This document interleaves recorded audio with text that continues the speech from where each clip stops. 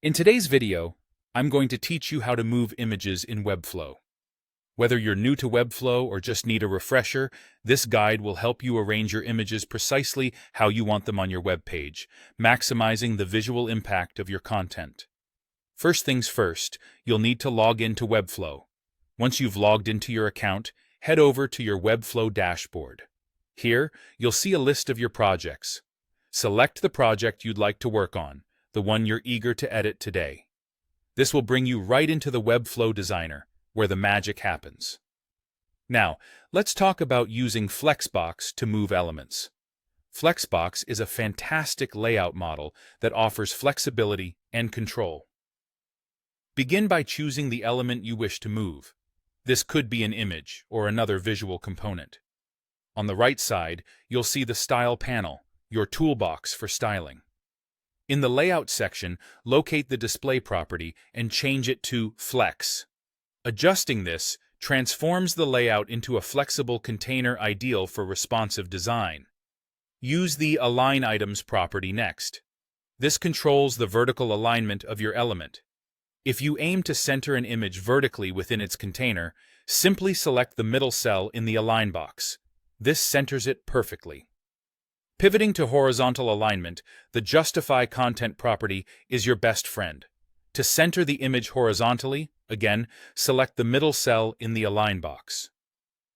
Moving on, Grid is another powerful tool at your disposal. Again, select the element you wish to manipulate and, in the Style panel under the Layout section, switch the display property to Grid. Grid, like Flexbox, gives you both horizontal and vertical positioning options. Justify items and align items. These allow for precise placement of elements within grid cells, giving you creative control over your layout. Next, let's fine-tune spacing using the Spacing section. With your image selected, you can adjust margin and padding. Margin adds space outside the element, pushing adjacent elements apart, while padding adds space inside, providing more breathing room around your content. Alternatively, you might consider using positioning. Begin by setting your image's position to relative. This allows you to adjust the image's position using top, right, bottom, and left properties, relative to its natural spot.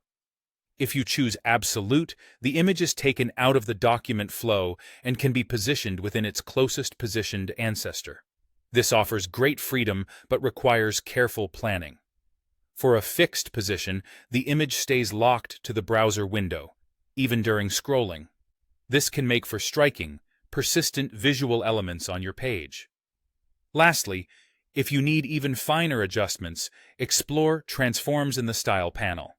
The Move tool lets you nudge the image along the X and Y axes, offering precise control for minute positioning tweaks. And there you have it, a comprehensive guide to moving images in Webflow. I hope this walkthrough empowers you to achieve the perfect layout for your site with ease and creativity. Thank you for joining me today. Happy designing!